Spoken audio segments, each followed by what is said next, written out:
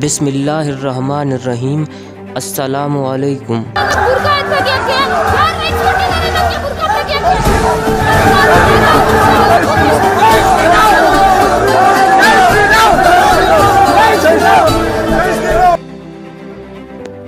मुस्कान नाम की एक लड़की जिसकी वीडियो सोशल मीडिया पर बहुत तेज़ी से फैल रही है।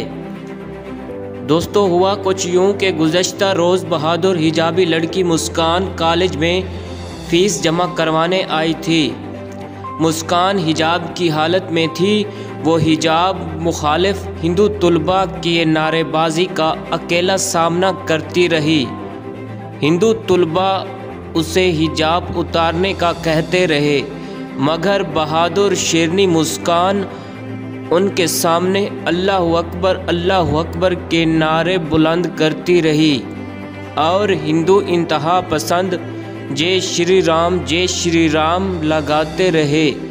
मुस्कान निजी चैनल को इंटरव्यू देते हुए कहा, हिजाब पहनना मेरा हक है। ये सभी मज़हब का मुल्क है।